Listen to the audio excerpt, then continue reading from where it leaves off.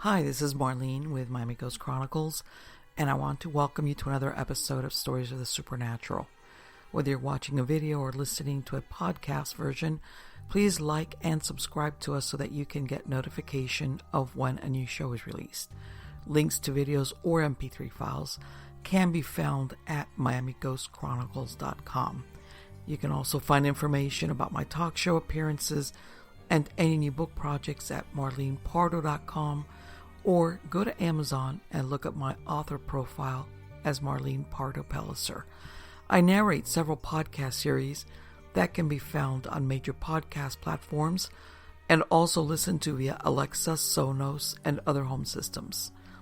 Look for Supernatural Storytime for scary storytelling, Nightshade Diary for classic horror and adventure stories, and of course Stories of the Supernatural for interviews with different guests as we talk about the mysteries of the unexplained.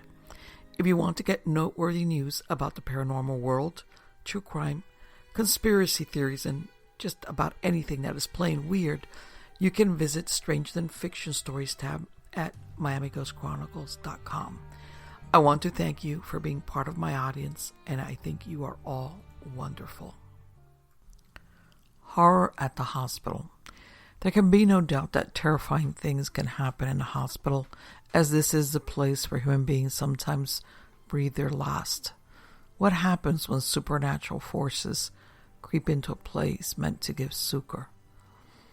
What are nurses and doctors to do when faced with ghosts, phantoms, apparitions, and entities which many of them do not believe exist until the moment they witness an encounter with someone they know is not among the living?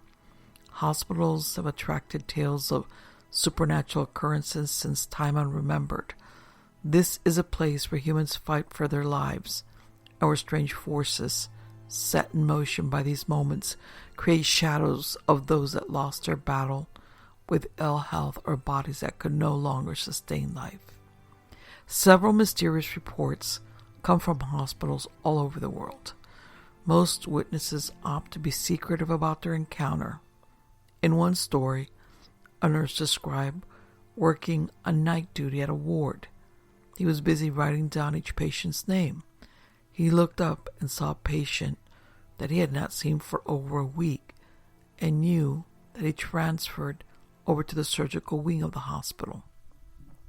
The patient made eye contact with him and smiled, and he noticed that the patient looked better than he remembered. When updating his notes, the nurse could not find the patient's name, and when he looked him up, found that he had died 2 days before. Had he come back for a final goodbye? Another story from another hospital employee is described as the following. In the district hospital I previously worked at, it has been very usual for us staff nurses to see a lady in white walking down the hallway in the early hours of the morning. Patients would see her too. We lost one of our nursing supervisors a couple of years ago. She died unexpectedly. Our med room call light frequently goes off when absolutely no one is in there or has been near the room. We all believe it's the supervisor checking in. Another incident in the very same hospital happened one evening at around 11 p.m. The RN claimed that she was alone doing her rounds. She saw an elderly woman dressed in a hospital gown at the opposite end of the hallway. She went to investigate, thinking the patient was unable to sleep or had gotten lost. She signaled to gain the lady's attention with the intention of asking what was wrong. However, at the same time, she had a very strange feeling of being watched, and that it felt quite unsettling.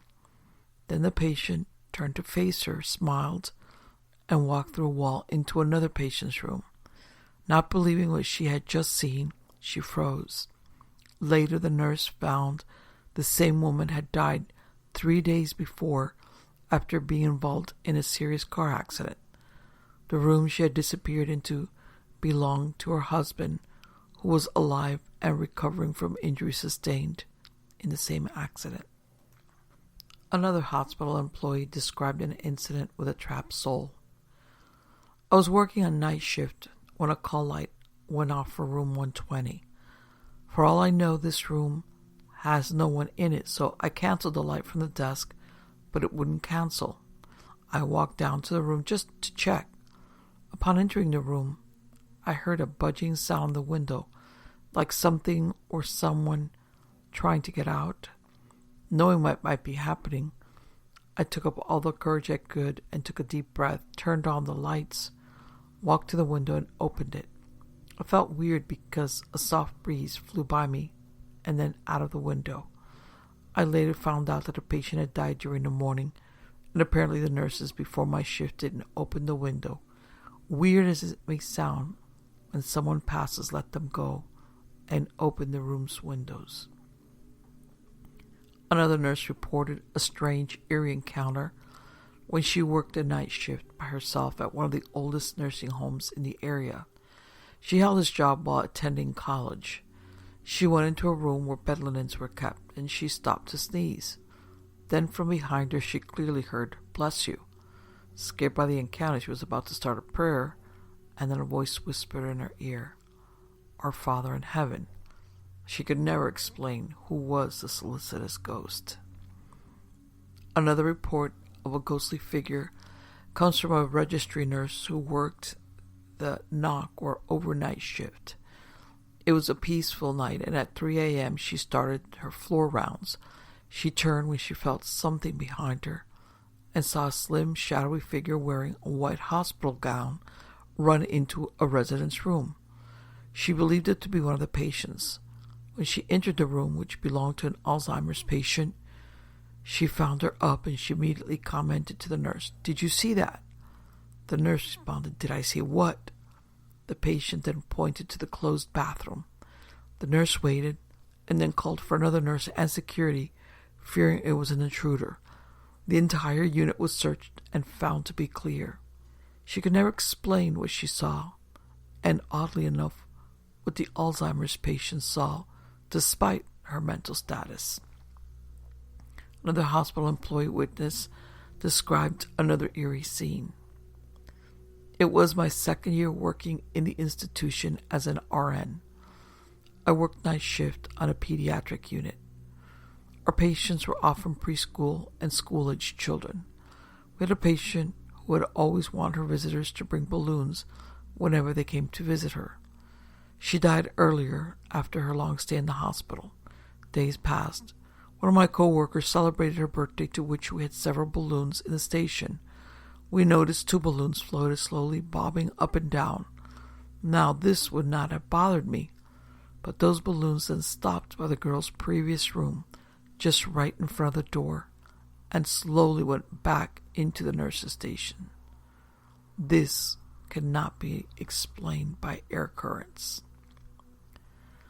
This nurse worked in a Japanese hospital on the overnight shift. The main office during these hours was locked, and only administrators, RN, and LPNs had keys. That night, she was at the nurse's station adjacent to the office.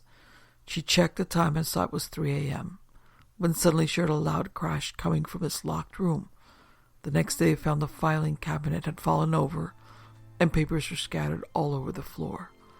The windows were closed, and there was no explanation how this could have happened to such a heavy item. Another story comes from a nurse's aide who worked at a nursing home. One night, she went to check on a patient who happened to be a nun. She then saw a group of nuns go into the room. However, they never came to speak to her, and she only made eye contact with one of them. No other employees on the floor had seen the nuns arrive or leave. Later, she found out the nursing home was built over an old convent building which had burned down in the late 1800s. Another story involving a phantom nun is the following, as described by the nurse. We closed room 12 in our MICU, medical intensive care unit, because just about every patient that had been there complained of seeing a woman wearing a white hat rocking back and forth by their bedside. Apparently, this nun never made eye contact. She just stared out the window, which happened to be on the patient's left side over their head. This window overlooked the hospital cemetery where nuns that died were buried. Mary was a nun that died in a car accident outside of the hospital in the 50s. She was about 30 years old, and all the patients described her as a young woman. We thought that it was the sundown syndrome. Anyway, since then, room 12 became our storage room, where no one goes in by themselves, unless it is absolutely critical. Another nurse described where she was attending a patient who was close to dying with CMO, which stands for Comfort Measures Only. A few days before, her favorite cat Pippin died, and she felt heartbroken over the loss. That night, she walked into the patient's room, and the woman said, "Oh, you brought your kitty with you." Surprised, the nurse said, "What?" Prior to this conversation, she had never attended this patient before or spoken about her cat. The patient replied, "Your kitty, it's right by your foot." She felt a shiver go up her spine, and then she asked, "What color is the kitty?" The lady responded, "Black with some white." Pippin was a black tuxedo cat with white paws and a white bib. The patient died that night. The following story originates in a hospital's maternity ward and was described by the nurse thus. There's a floor in a hospital that's closed down. It isn't used except for clinical training on rare occasions, and only one room in the front of the hall. The floor used to be for postpartum moms and the newborn nursery. Sometimes when you go down there, you'll see a hazy white female figure at the far end of the hall. It's rumored to be a mother who died during childbirth.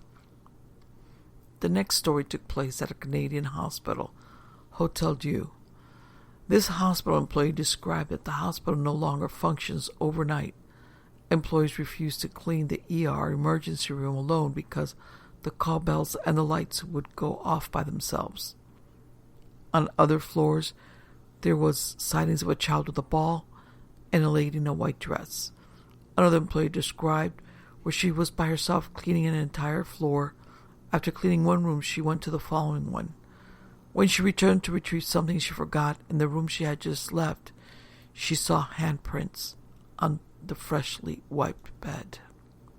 The following story occurred in the UK. My mother trained as a nurse at the Old Westminster Teaching Hospital in London in the 1950s. On one of her first night shifts, she was doing rounds in the children's ward. Everything was fine, all the kids were asleep, but in one of the rooms she found the sink faucet running, which was a bit weird because it had been fine when she'd been by a few minutes before. She feared that one of the kids had got up and been thirsty or something. She turned it off and carried on with her rounds. When her shift was over, she checked out with the matron, who asked if she had anything to report. She said there was nothing except that someone had left a faucet on in one of the rooms. The matron looked horrified and gasped out, "Oh no." She then explained that the ward was haunted by a ghost which washed its hands, leaving the faucet running whenever a child was going to die. My mother laughed us off, pointed out that none of the kids in the ward were seriously ill, and went home. When she came in for a shift the next evening, she discovered that a previously perfectly fine child in that room had a sudden seizure and died only a few hours after she'd found the open faucet. The following story possibly could be about a patient that sighted the Grim Reaper. This is a nurse who described where she was floated to oncology at the hospital she used to work at. She was given a patient who was passing away and had been unconscious for several days. At one point during the night, the nurse went into the room, and the patient was at the top of the bed and looked at her and said, "Don't let them take me." The nurse was freaked out and asked her who was going to take her, and she said, "That black thing up there," and pointed up in the air. This patient died within minutes. Another sighting of, again, possibly the Grim Reaper was described this way. One night I was caring for a dying male patient. He was scared, and I spent quite some time with him, trying to calm and reassure him. Eventually he calmed, and I left the bedside and went over to the nurse's station, which was about 15 feet away. As I sat down, I glanced over to him, and there was a black shape standing over the bed, looking down at the patient. I was terrified, because I felt sure that this was something evil. This is another story about an old hospital, or possibly it could be because it was next to a cemetery. And this is the story. I used to work in an old labor and delivery unit. It was a small hospital, so oftentimes I was back there by myself. I like to keep the lights low and things quiet back there, so naturally I heard a lot of creaks and groans. There was a whole back hall unused. There was also no access to it except by passing by me. I would hear metal objects clanging and doors shutting. It sounded like somebody was getting ready for a C-section. I could always sense something there with me, it seemed. There was also a back room on the medical surgical floor that was never used. It was a patient room converted to a storage room. That room was strange. Call lights always going off and nobody near it. The whole hospital had a creepy aura. Perhaps it was the cemetery next door? If that in itself is not strange, I don't know what is. Here's another story to make you shiver. I used to work in a state institute for developmentally disabled adults. We were temporarily relocated to another building for remodeling of our building. Anyway, I was working one night, the second shift. We had a locked psychiatric intensive care unit, and I saw one of the residents walking down the hall. Very distinct gait and very distinct yellow t-shirt with a happy face on it. I went into the ward to let staff know they had an escapee. This was a serious situation because this particular resident, Larry, would ingest absolutely anything, from clothing to pens to belts to even a bird's head. Literally anything.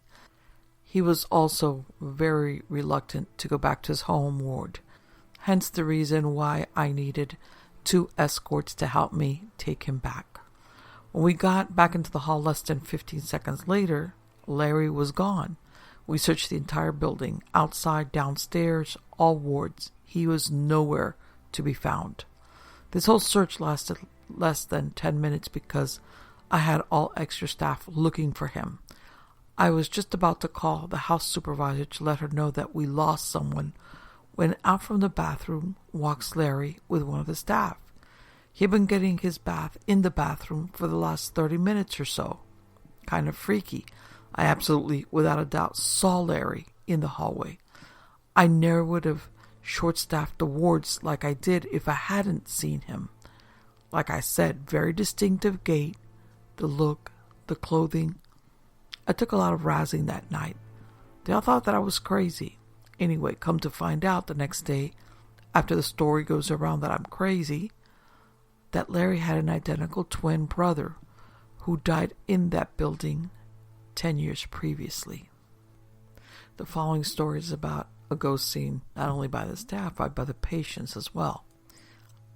I work in a long-term care facility, and we've had numerous reports from patients that they see a little boy. This boy comes in their room, turns their call lights on and off, throws things on the floors, and other weird things.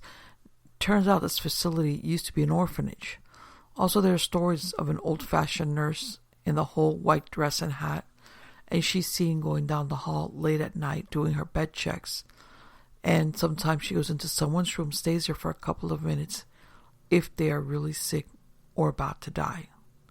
One of the aides saw her and refused to go down that hall for a week.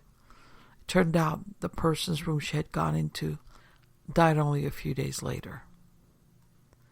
This is another story involving a ghostly child. We have a white figure that has been seen in the medicine room. Sometimes the carts are moved down the hall while you are in the room giving meds, etc. One of the male CNAs reported seeing a very tall black figure going from room to room several times. We have all seen balls of light floating around. From what we have been able to gather from old pictures of the property is that the nursing home is what used to be on a mobile home park at one end and a cemetery at the other end of the building. Everyone has seen a little boy walking around, but the freakiest part was when they saw wet children's footprints coming down the hall and followed them to the wall, and there were footprints in the snow outside that came right to that exact place in the wall. And here's the next story. We had a young girl about 10 in ICU that was severely injured in a car accident. Lots of brain damage. She didn't die there but was moved to another facility after weeks and weeks. After that, I know of 3 older males in their 50s that if they were even mildly sedated would ask about the little girl with the ribbon in her hair who was sitting at the foot of their beds. One guy said, "She asked me how I was doing and then got up and walked that way," while he was pointing towards the second floor window. He paused. A wide-eyed look came over his face, and then he said, "But I guess you really couldn't have left the room that way, huh?" Personally, I think she was taking care of these grandfatherly figures. The same employee describes the following. "I work in an intensive care unit where a prisoner convicted of murder died in ICU 1, and nobody would put a patient in that room after that because the air was too heavy and the room was too spooky and dark. It was so bad that nurses would refuse to put patients in that room even if it was the last available bed. They'd triage out a patient before they'd trust putting a patient in that bed, which was number 1. The hospital eventually closed down the room and knocked out a wall to make it a separate entrance into the unit. Of course, that was because everyone had some type of unusual occurrence there." The following is a second-hand story. I was working in the NICU when we had a threat of a tornado. Some nurses got pulled to go to a sister hospital in town to assist in the disaster plan. When all was over, one of the nurses returned with this story. She was assisting the nurses and giving some meds before pulling all into the hallways. Every patient she went to said they already had their meds from that nice nurse in the white uniform and hat. She realized after she left that it had been a while since the nurse had worn a hat. The story revealed the urban legend of Nurse Betty. Story goes that she had an affair with a married doctor, became pregnant, then agreed to allow him to perform an abortion on her on the second floor OR room. She died and he went to jail. She never left the hospital and was seen frequently. The local newspaper would do an article of her every year around Halloween on her sightings. The hospital has since been replaced with college dorms, and I wonder if any students have seen her. I then looked into the story about the so-called Nurse Betty. Turns out that it's kind of based on fact. Has to do with a nurse, obviously named Nurse Betty, and this appeared to have occurred in the 1920s when she had this affair with a doctor at a hospital called Flo Memorial Hospital, located in Denton, Texas. As early as the 1950s, night staff, security guards, and even patients had inexplicable encounters with a woman dressed in a nurse's white gown and cap. And again, it's retold that she was a dedicated young nurse that worked at Flo Hospital, became pregnant after being involved with a married doctor, and in this version, she dies in the elevator after collapsing from a stillborn birth. And in a third version, she commits suicide by hanging herself. But one thing that all the versions that I came upon agree on is that her spirit lingers as a caretaker. One new mother groggily saw a nurse in a vintage uniform close to a window and then blanketed her newborn in the middle of a chilly night. But she was later told by the night nurse on duty that there was no one else on the floor. The hospital went bankrupt in 1986 and developers had turned the lot into a student housing on Scripture Hill. But it seems that even after the hospital was demolished, several students claim that they've seen a woman dressed in a nurse's costume, the old-fashioned type. It seems that Nurse Betty is still making her rounds. So let's get back to the stories. This is another story told secondhand, and takes place on a 5th floor neurological unit. It seems that there was a nurse at the desk, and she sees a guy in a white nursing garb come through the double doors and walk into an empty room. However, he doesn't come back out. The nurse thought it was weird, so he went into the room, and it was empty. He went to the double doors, opened them, and there were 2 respiratory techs talking at the entrance who swore they'd been there talking the whole time and that nobody came through the doors. When one of his co-workers returned from lunch and he explained what happened, she said, "Oh, that's just Bob. He worked here as an LPN several years ago and was accused of molesting a child. He was sure he was about to be arrested, so he jumped out the window in that room and killed himself. We see him all the time." The next ghost story. We had a patient, always on the call button. He hated being on fluid restrictions. The nurses had to take turns during the shift answering the calls. This was a frequent flyer because he was very chronic and very borderline, and the hospital was the only place he wouldn't fluid overload. I worked from 7 p.m. to 7 a.m., and he died about 8 p.m.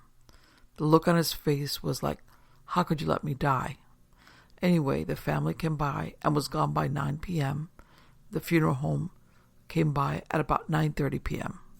About 10 p.m., this is about 3 hours after he had passed, the call button starts going off. I was there. The call button was going off every 5 minutes. One of the nurses, who was a very spiritual girl named Mary, finally at about 2 a.m., after 4 hours, snaps and says, "Enough." She walked down to the room and practically screamed into the empty room, "Mr. X, you have died. You can't be in here bothering us anymore. Move along. In the name of Jesus, I'm exorcising you from this plane of existence. Go to the light and be happy." And I kid you not, the call button stopped going off then and there. The next one is a first-hand story. I work in a 9-bed critical care unit that we night shift nurses swear is haunted. I personally have seen figures standing in doorways late at night. Blinds in patients' windows go up by themselves.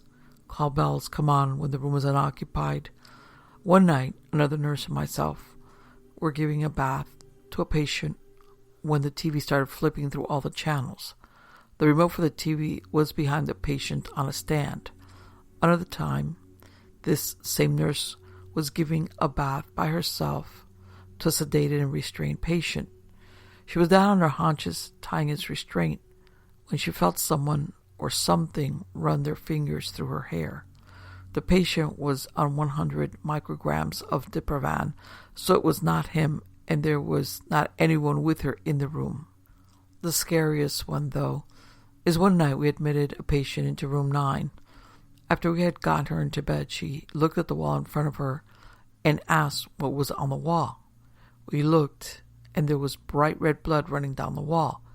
Needless to say, we checked ourselves, the patient, and the ER personnel, and no one had left the floor and no one had a fresh cut or an open area on them. Well, it turns out that the week before, a young lady had died in that room. She had come into the hospital complaining of abdominal pains. Turned out she had perforated something and had projectile vomited blood all over that wall and the floor. It was horrible. The nurses on that night said it looked like a slaughterhouse. I still get chills just thinking about it. Next story. I was at work on my cardiac unit. It was around 6 p.m. and we had gotten a patient from the emergency department.